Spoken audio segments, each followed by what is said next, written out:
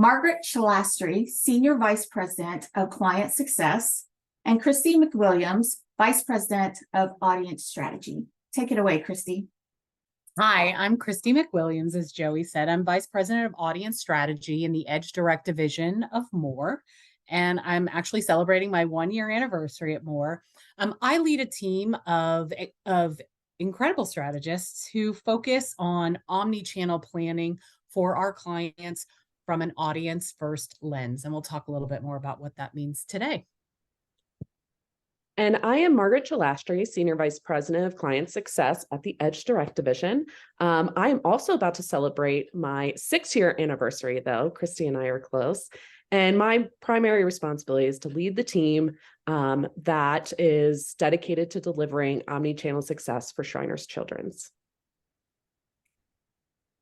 So today we're going to share with you the 3 critical components of really delivering an outstanding constituent marketing experience, or CXM, that drives real results, that drives real impact for organizations and for donors as well.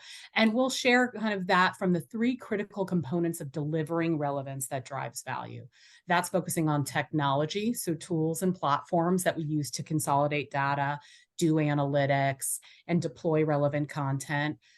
Data analysis to help us understand our audiences and the opportunities with those audiences, what their needs are, and then to strategize and build those relevant experiences and journeys to really support your mission and engage the donors.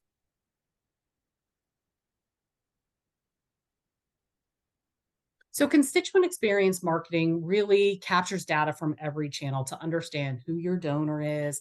And then it uses AI and advanced technology to seamlessly engage them in highly personalized one-to-one communications that really increase giving, they increase loyalty, and engage them with the right messages in the right channels at the right time. So we're the only provider in the sector too with our own data cloud that really delivers a true surround sound experience for your donors, right? True one-to-one communications across every addressable channel, including mail, TV, email, social, and other digital channels, all personalized and driven by data. Our approach drives revenue, growth, and it really requires the audience to be the focus of everything. And today you're going to hear more about that, about how we leverage this approach across distinct audiences, focusing today on 2 in particular, one our mid-level and another our younger donors. So this slide represents sort of the evolution of the marketing landscape, and it continues to evolve. Over the last decade, the change has been incredible. It's transformational, really, and new channels continue to proliferate. Today, More supports nonprofit organizations in delivering audience-first omni-channel solutions across 16 channels. And that's up significantly since the days of direct mail and email-only integration, maybe with a little telemarketing thrown in. And more channels will be added quickly. This is today's view, right? But with AI and machine learning, making the landscape, even more complicated, we expect more channels to be added all the time. And so while many nonprofits and commercial organizations too really focus and are built to focus at the channel level, this landscape really demands change, right? According to some digital sources, fully 50% or even higher of all donors across the landscape prefer to give online with a credit or a debit card. And 92% of households in the US, or even greater, now have smartphones, which is the #1 way that people search for information. So it's no longer effective to plan at a channel level. You have all of the channels at your disposal, and that's how your donors, who are consumers after all, are engaging. So without omni-channel planning and audience mapping at the center of that fundraising strategy, you're at risk of losing revenue. Today, we're going to start this conversation by focusing on a mid-level program, all omni-channel, that we helped our client Shriners Children's build in 2022. And for them, just a note, as we start to progress through this step, what's interesting for Shriners, in particular, Shriners Children's, is that fully 1 out of 3 gifts last year was made online across all of their audiences. Of course, donors are receiving all of the channels, but they're starting to really migrate online more with their donations. So it's important to understand that as you are building your plans. So a word about our client first. Shriners Children's. So we've been honored to work with them for just about a decade. They are, of course, a world-renowned healthcare system. Most of you have seen a spot or two about them on television, I'm sure. But they're committed to providing exceptional care and support to children who have really complex, specialized medical conditions and needs, including orthopedic conditions, burn injuries, spine conditions and spinal cord injuries, and cleft lip and palate. They do have locations across North America, but they also have outreach clinics around the world, and they provide excellent care for children up to 18 years old, irrespective of the family's ability to pay or insurance status.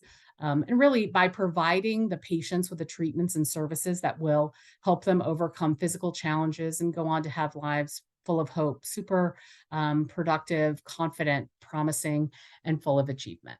So we're honored to work with them. And as we have evolved our partnership, we've added many different layers to that portfolio in terms of both channels and audiences that we're targeting.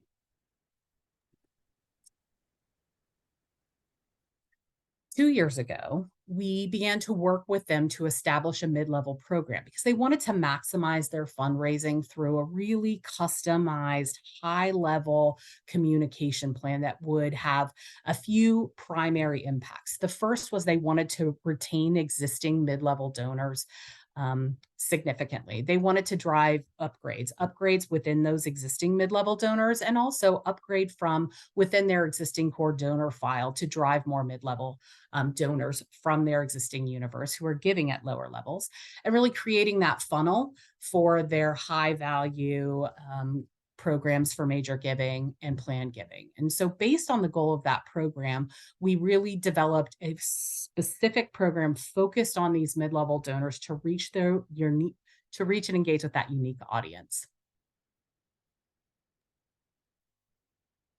So how do we do it? So to effectively launch this program, it was critical to understand the mid-level donors, right? How they're engaging, how they give across channels, who they are. A side note, mid-level donors often give outside of the more traditional direct response channels that we have acquired them through. So it's very important for us to engage across all the channels where they're engaging and really understand that performance and what's valuable to them. So to drive the growth, it was also important for us to find hidden pockets of opportunity. So of course, lots of organizations are looking across their files, looking at donors who've made gifts of a certain minimum threshold. But it was really important for us to understand the donors at a deeper level to be able to expand and find more hidden opportunities on their existing donor file that go far beyond that RFM look. And then lastly, it was important for us, and we knew this based on the profiles of the donors and the analysis that we did, that it was important for us to be able to continually build and deliver unique journeys that would really have resonance and engage those donors with the content and the channels and the timing that they really cared most about. And then further, as we deployed that, really continuing to optimize that for maximum growth. So how do we do that? Technology plays a key role here, right?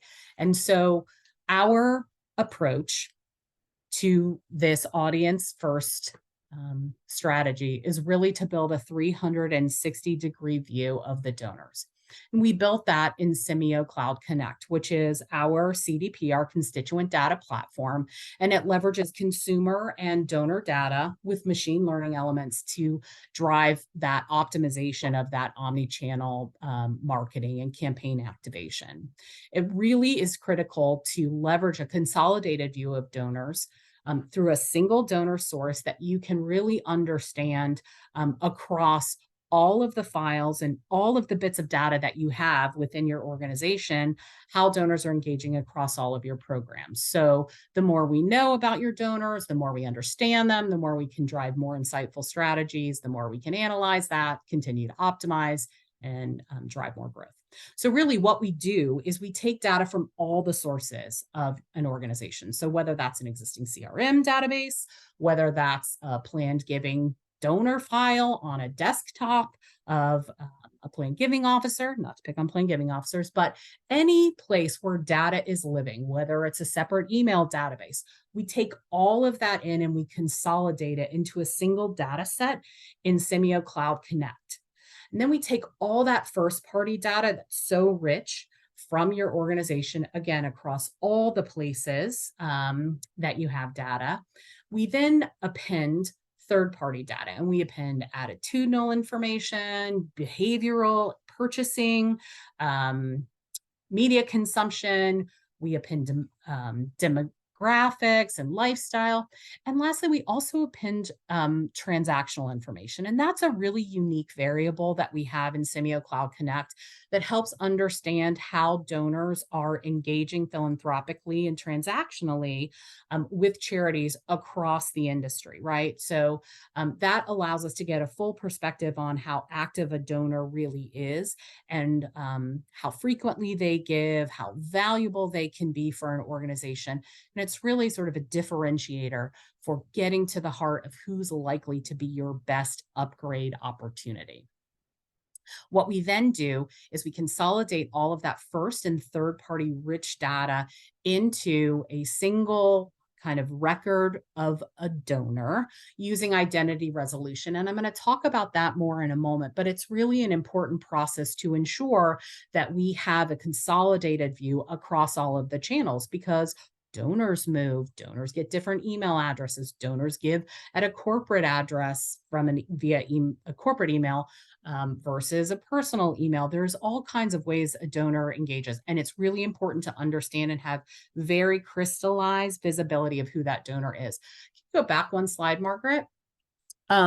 What we then do after we've identified all of those donors is we then build our audiences, right? So we identify today, in the case of mid-level, who's a mid-level donor today? Who's a major donor today? And then we build a predictive model to say who's likely or who has capacity and also interest in actually moving forward to be upgraded. So we build our audiences at the next phase. Then what we do is we deploy across channels, all channels, to touch those audiences, to surround them in that 360-degree view with the content that's most meaningful for them, right? And depending on the readiness of the organization, some of those or all of those communications can be trigger-based, but they are across channels to really hit the donor with the right contact at the right time.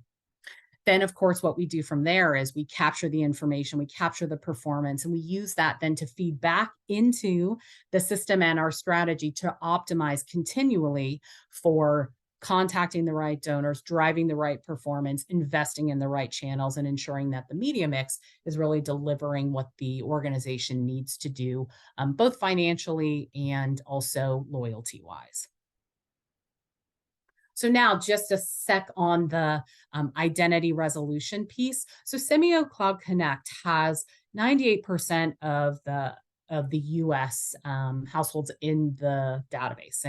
And so what it allows us to do is to have a robust set of data that we then can leverage to build a very robust profile of a single donor, right? And as I said, there are donors who give and have different identities in the same organization. But being able to understand that this woman, Marcy Tate, had multiple email addresses, she had multiple street addresses, she'd made multiple gifts across a period of time, and she had a work email and a prior personal email, being able to consolidate all of that and get a clear picture of who Marcy Tate is the power of identity resolution. And it really makes the most sense when you're trying to connect all the disparate elements that you might have in an email database with, your CRM or with an events participation database. Really connecting all of those dots can ensure that you understand the true value of a donor, and you can really see where the donor engages with your organization and what they really care about most of all. So it's an important step in the process of the entire ingestion of the data and starting to build the program. So once we have all of the data in our system, of course, and we're going through the appends, I've run at a quick level through the process, but it's worth it for us for a moment to talk about the data analysis that we use and how we actually build the audiences.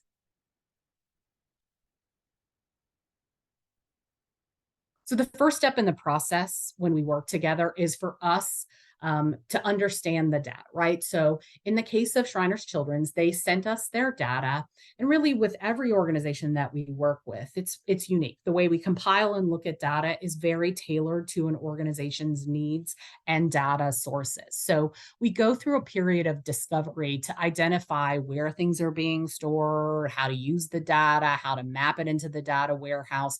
And it's really important because during that process, we gain an understanding of all of those channels or hidden pockets of opportunity, different databases where data is hiding and where it's living and how we need to consolidate it. And so it's an iterative exercise, right? We understand what data is being sent, what we need, and it helps us also look at rules of operation, how we decide at what level someone is considered a mid-level donor, what level is considered a major donor. Should we target individuals? Should we target households? What makes the most sense strategically based on what the data is telling us? So we ask questions. So for Shriners and of the data in our data inquiry, should we target based on individuals or households?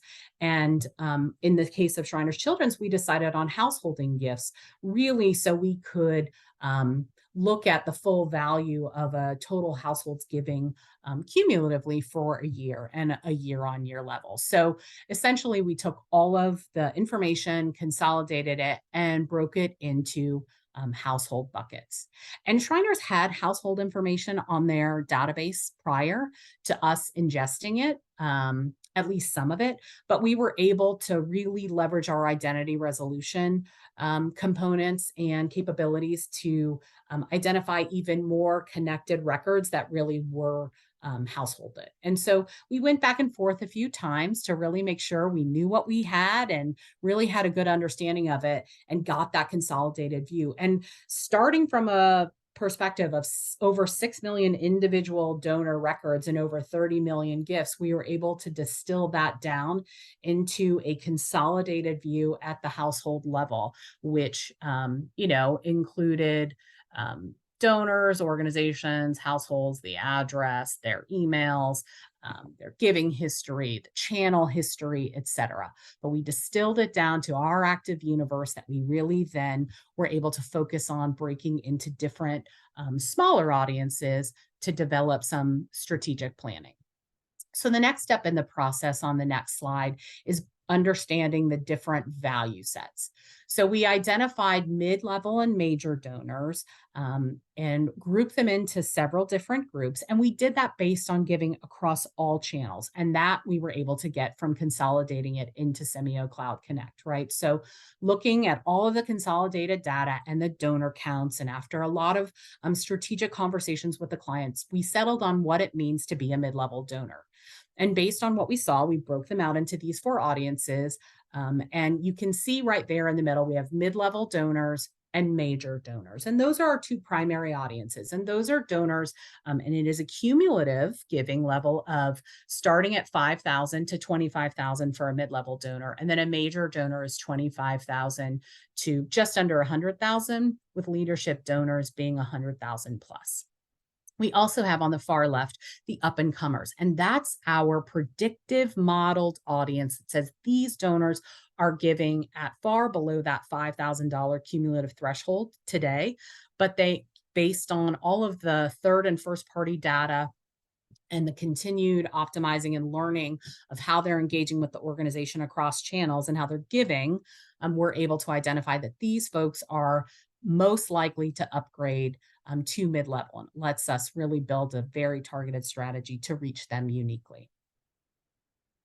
So we've bucketed our donors, we've done the analysis, we've bucketed our donors into different groups. We then need to really understand what that means to turn that data into audiences so we can deliver the right experience for them. So once the audiences were stratified, we profiled those donors with our data set to build more discrete audiences and really understand key elements of the opportunity among the different audiences. So here you see one mid-level donor profile, which you read clockwise, starting in the upper left, and that's really the demographics and lifestyle elements. The next thing is the media consumption habits, which lets us get a good view of where we need to be investing, where we know we need to ensure we have some robust visibility and really amplify investments there and targeting there for those donors. We have the financial and wealth metrics on the bottom right, which really help identify, of course, capacity.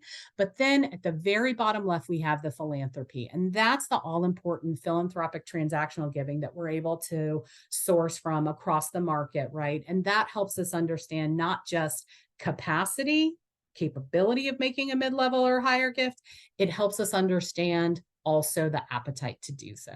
So all of those elements combine for us to build some donor profiles and help start to get a clearer picture of where we want to engage with our audiences, what matters to them, and how valuable they are for us to really build our targeting strategy and maximize the return there for the organization.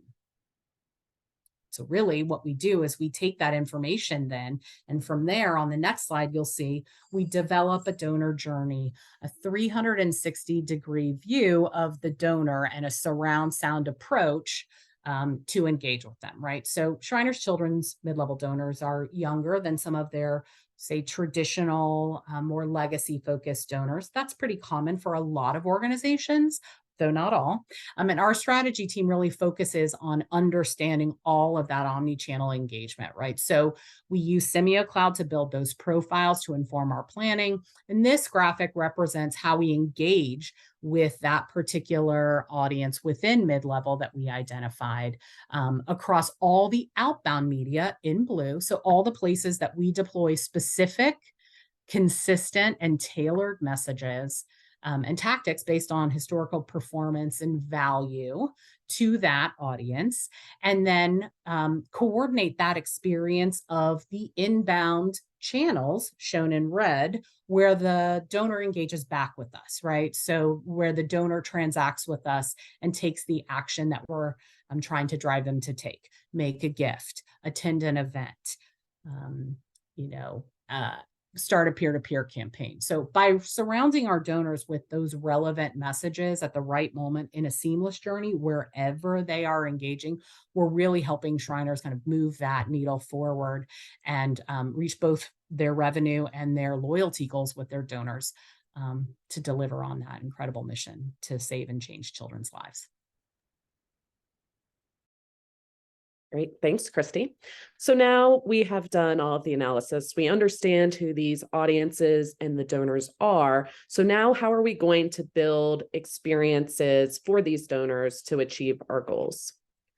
So each audience requires a different donor journey, or constituent journey, I should say. So here is an overarching look at the different programs that we currently work on and with for Shriners Children's. And so these are large programs. You have the national program, you have Hispanic, and a lot of times organizations will look at these programs and assume that these are a specific audience. But in reality, each of those broader programs have microsegments of audiences, right? So on the right-hand side, you'll see the national program. And as an example, some of these different microsegments could have their own donor journeys based on gift frequency. Are they a sustainer? Are they a one-time only in Q4? What is their age? What piece of the pillar do they have an affinity for? So are they giving more so to a burn story versus an orthopedic story, channel preferences, lifetime value, et cetera.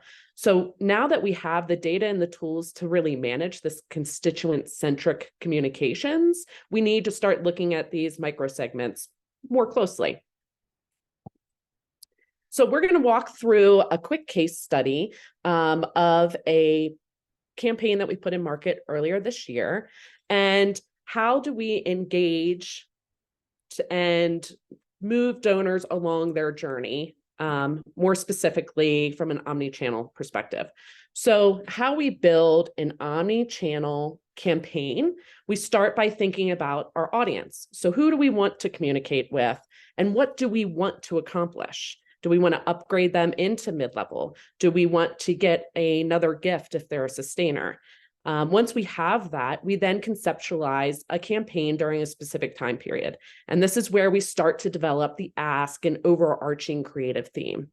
So that's all of our strategies. We then design our omni-channel donor journeys, including budgets and final goals based on the audiences and strategies in the first two steps. We then go into creating those communications, common themes, packages. We execute, we measure success, and we start all over again.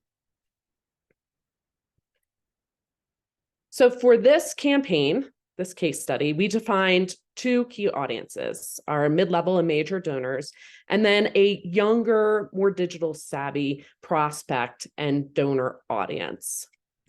And we came up with this overarching creative theme. We all got into a room, we brainstormed, and we developed this idea that the kids at Shriners Children's are our superheroes. They are our inspiration.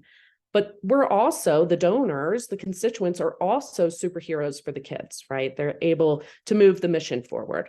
So the thought was we would create a child-focused, emotional campaign talking about how they're superheroes and how they're overcoming the hurdles and challenges that many of us don't have. And then we'll culminate that on National Superhero Day, which was on April 28th. Our call to action throughout the campaign was asking donors and constituents to be superheroes for the kids. So again, April 28th is National Superhero Day. It really is designed to inspire everyone and honor superheroes who have captured our imagination. So what better day than Superhero Day to recognize the heroic journeys of patients and ask the Shriners Children's donors to be a superhero for the kids. We used that compelling ask paired with the opportunities for donors to further engage with the kids by sending them a custom superhero book. And so Moore authored this book, What Makes a Superhero? And one thing that I wanted to call out on this cover is we are highlighting the pillars of the mission. So we have orthopedic, we have cleft lip and palate, we have burns. And these children were focused or highlighted throughout the book, talking about what makes them a superhero, detailing the story of how all of us are superheroes, even though we may not have superpowers or cool costumes. And it couldn't be more true, right? I know for many of us on this call, as well as their over 1 million donors, the young patients at Shriners Children's inspire us every day, and they truly are our superheroes. At the end of the book, we added a little coloring section where kids are invited to create their own superhero persona through coloring and signing of the superhero oath. So here is an outline of the audience-led donor journeys that we created specifically for the two key audiences that I highlighted earlier. So we utilized Simio Cloud Connect to develop that sophisticated audience targeting of donors and prospects who have the propensity to give to this type of campaign, creative and messaging. So have they responded to back-end premiums? Maybe they've given to a campaign that included a bounce back to the kids previously. Do they have the capacity to upgrade their giving? So variables like that, along with hundreds of others, were developed help develop this audience-led strategy. So for the majority of, or for the rest of this presentation, actually, we're going to talk about the different steps that we took to reach these donors. So the campaign began with the launch of Connected TV. So we utilize this channel as a direct driver of giving, but also as a primer to inspire donors prior to their mail piece arriving in homes or their email appearing in their inbox. So once a donor watches a CTV spot, we then remarket them my apologies. We remarket to them off to your right. You'll see that across all digital platforms in their news feeds on Facebook or besides a news article, encouraging them again to be a superhero for the children. Meanwhile, USPS is delivering the Shriners Children's Hope and Healing Society mail piece to donors. So this is what it looked like. Inside, they find the inspiring story of Liam. He's your little Obi-Wan Kenobi. And throughout his treatment for scoliosis, his back braces have been designed so that Liam can be some of his favorite superheroes, like Obi-Wan or Spider-Man. The package also included a book plate where donors wrote inspiring messages to the children. So they would send it back to the cage, and then Moore affixes that book plate to the inside cover of the superhero book, and then we're shipping them out to the hospitals to share with the patients. So now the donors have watched an inspiring connected TV spot. They've read about Liam and his journey with scoliosis. Now they open their email and see Liam asking them to be a hero.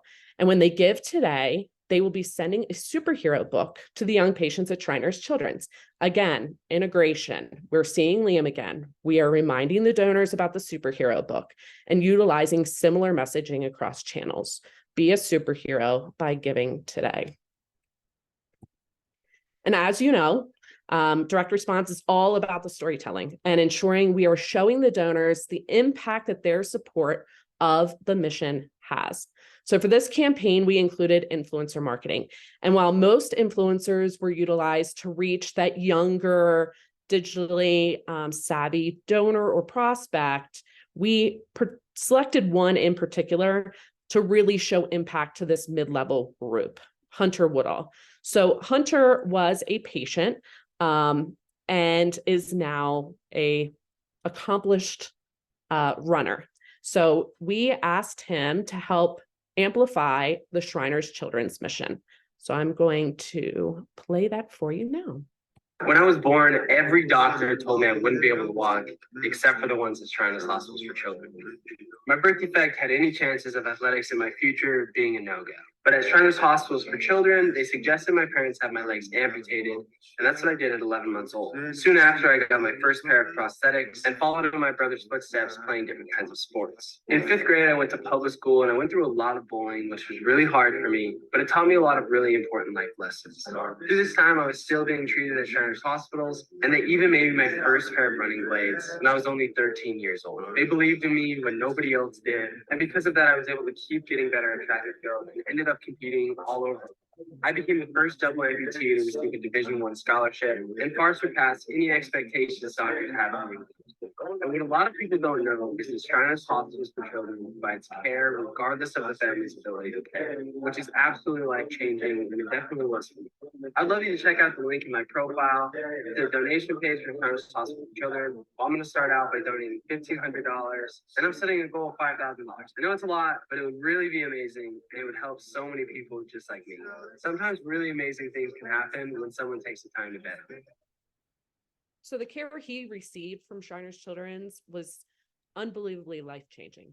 And he shared that with his followers, who responded by donating more than $5,000 through his custom link. And as many of us know in the direct response world, influencers are, yes, they can raise money. They are an awareness tactic and strategy. So the fact that he was able to reach his donation goal of $5,000 and surpass it really showed that his story had an impact on the donors mid-level and younger.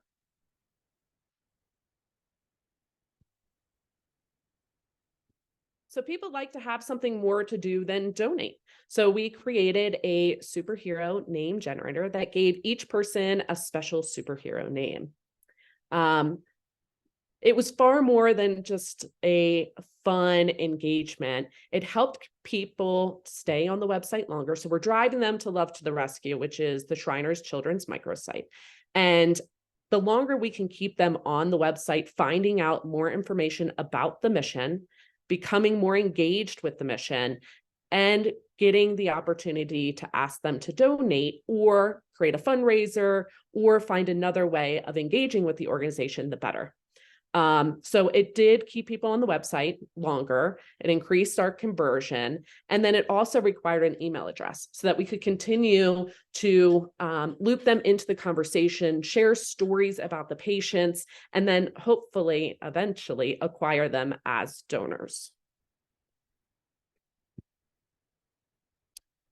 So to continue showing the impact, more developed location toolkits to help the hospitals celebrate National Superhero Day with their patients, nurses, doctors, and frankly, everyone who came into the hospital. So included in those toolkits were Shriners Children's superhero capes that you can see here on the left, signage to watch the superhero videos, and books to share. And as you can see, everyone loved it. From Lexington to Philly and Shreveport, Northern California, Twin Cities, headquarters, and more got into the spirit, celebrating National Superhero Day and sharing the smiles that these children have because of the exceptional care they receive at Shriners Children's and because of the donors that participated in this campaign as well as throughout the year.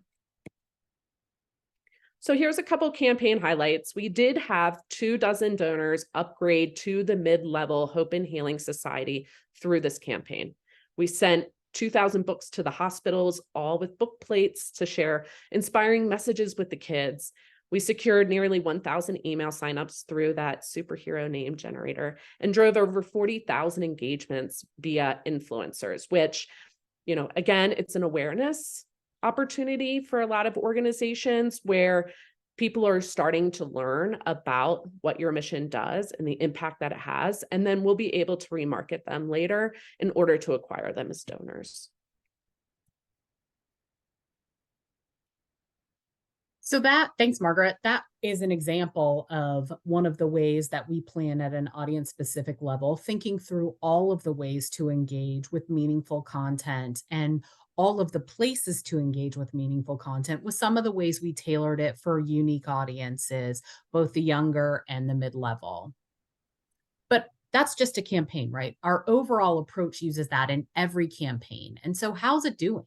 So just to kind of circle back to the mid-level conversation, we essentially have been in market now for a year with our mid-level targeted program with Shriners Children's. And what we're seeing is really, it's very encouraging, and we're seeing significant gains. So year to date, just since the beginning of 2023, we've seen about a 3.5% increase in membership. So we are seeing more donors upgrading to that level. And that, I should point out, is posited against the backdrop of what's happening more broadly in the market. The Fundraising Effectiveness Project reports that through the same period of time, though the number of $5,000 plus donors declined by over 5% year over year.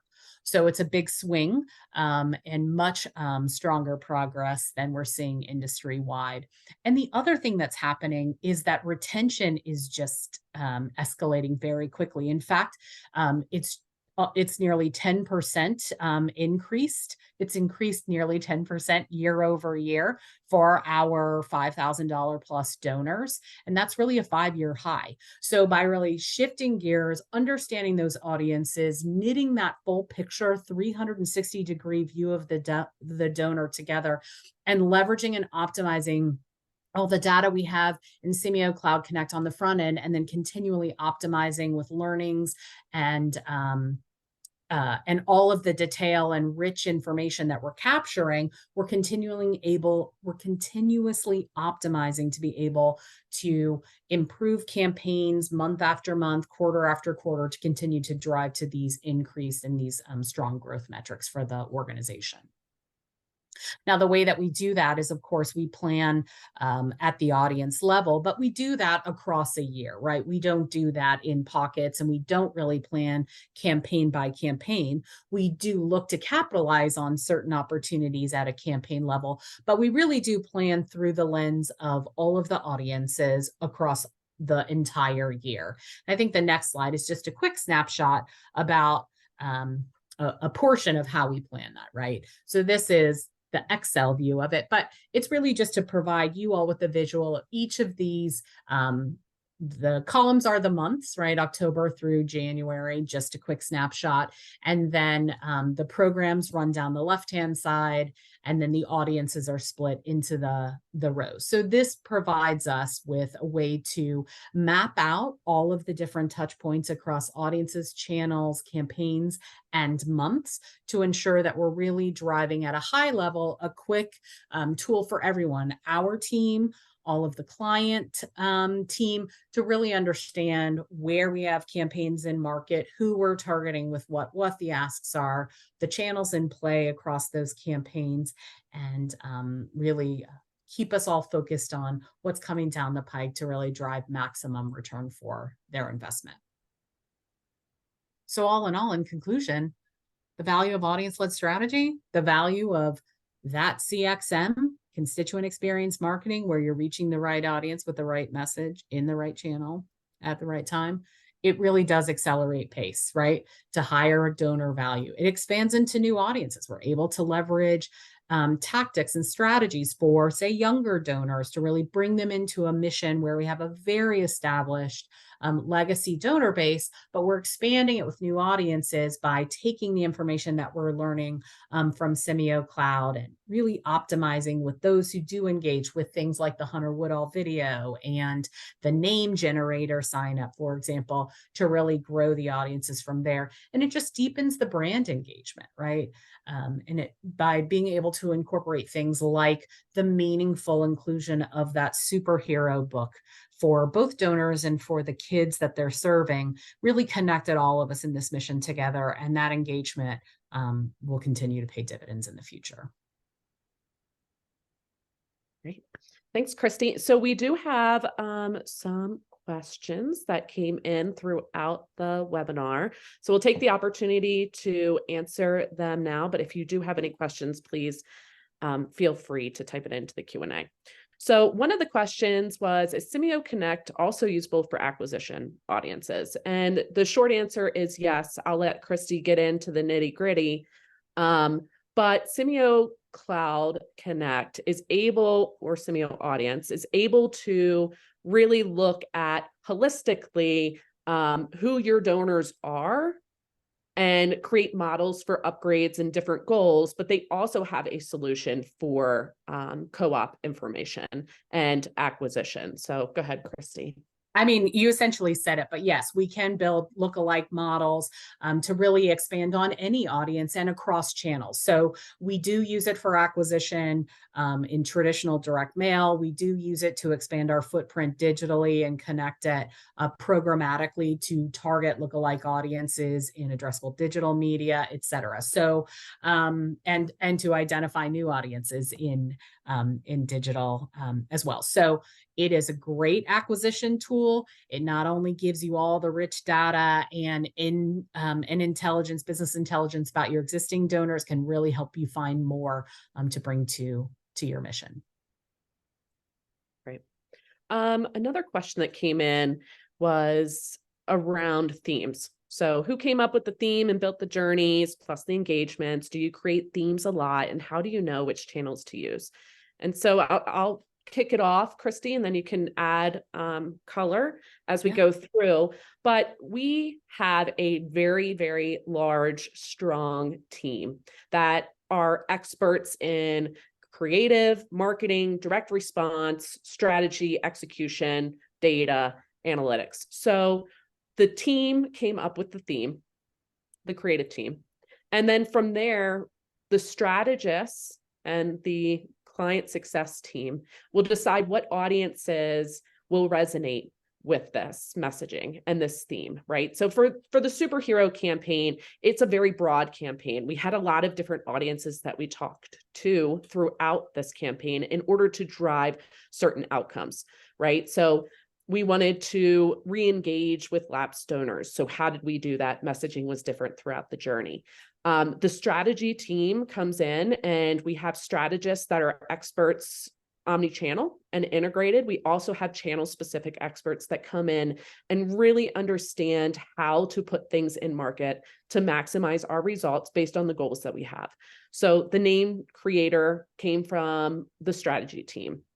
The toolkits to the hospitals, again, the strategy and client success teams get together and decide how can we best utilize this tool, this channel, in order to maximize our results. So I wish I had it in the slide deck, but we had signage where kids could take pictures, the patients could take pictures and post on social media. And there was a QR code where they could scan it and watch a video of them being superheroes. So it really is a large team effort in order to create these campaigns and then have a maximized or optimized donor journey to hit the goals and strategies needed in order to really be successful and maximize results.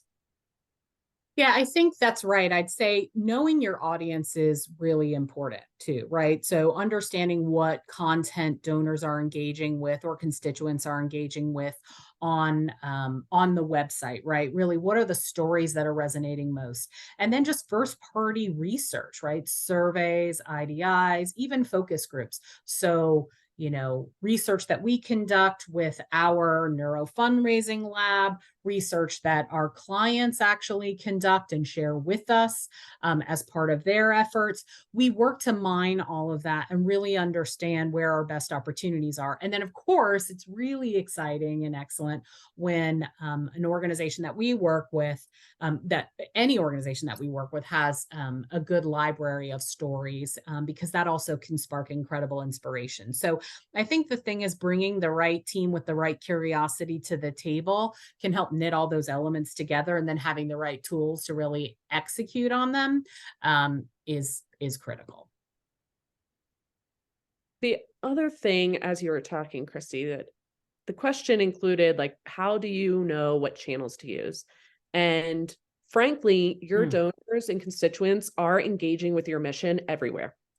They might be seeing a billboard or a PSA. They might be seeing you on TV or a news story, or they're seeing something on Facebook. Somebody's doing a Facebook fundraiser for you. Like right now, where your constituents are, they need that surround sound. So yes, understand your audiences, but don't automatically assume because it's a person who is giving to you through the cage, through direct mail, that you should not be engaging with them on digital channels, because you should.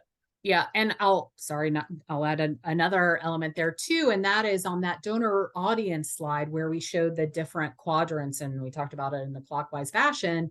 There is a section that is about media consumption. It's not exhaustive, right? But it gives us a starting point. And then what we do is we begin to lean into all channels, and then we start to optimize once we get data back. So in the digital world, you can optimize quickly. You can see which tactics and which channels are working and move money around in different spends based on audiences and channels. But it gives you a sense of where to get a good starting point. Yes, omni-channel, leaning into certain channels for certain audiences, maybe more than others, but omni-channel for all audiences, because all donors are consumers, and all consumers are engaging pretty much across the spectrum these days, irrespective of where they're actually either writing a check or going online to make a gift. Great. This question is for you, Christy. I'm not able to answer it. What are the mechanics of identity resolution? And are you querying a database with parameters you predict will make a good mid-level donor, or does the system do that work for you? So, I mean, there is the system element. The system is the baseline that helps us consolidate all the information, right? Pulls it all together, massive amounts of data, cloud-based work, ensuring all of that is flowing together, and then really allowing us to leverage all of the data feeds. There's a lot of different data feeds that we build into Semio Cloud, different types of partners, different data sets that we subscribe to, that we build ourselves, et cetera, that help to build this identity resolution. A lot of it's publicly held information, some of it, and we knit it together from a lot of different sources. Our excellent data scientists could talk a little bit more specifically about those different sources, but it essentially does the work for us. Now, it provides us with analysis that then we, as analysts or strategists need to sit and absorb and ask questions of, so we can tease out what the information is telling us. But essentially all that information is pulled together and it's automatically done for us. And we get to see reports and data analysis along the way to help inform questions and answers that we might have about the process, to continue to refine the audiences. Great. Looks like last question. How does connected TV work? So connected TV, obviously, a lot of us have streaming devices, right? Or streaming services, my Netflix, my Peacock, we got cable cutters. So for connected TV advertising, really that is a video ad that is delivered while somebody is streaming either a movie, TV show, whatever that is. They're shorter than what a television spot would be. The nice thing about connected TV and all programmatic buying really, or addressable media, is that you're buying an audience, not a network, right? You're able to say, okay, Kathy Kulta, I need her to become a mid-level donor. I need to upgrade her. I can specifically find her on connected TV, know the address of her TV, and say, when she gets on a streaming platform and she's watching a show, I need my ad to be shown to get her to do the outcome that we want, right? The goal of upgrade. So we use connected TV a lot with Shriners Children's. We use it as a co-targeting strategy and tactic for our direct mail acquisition audiences, our digital acquisition audiences, as well as throughout the house mailings and file, in order to upgrade, increase retention, and have donors take actions through other channels.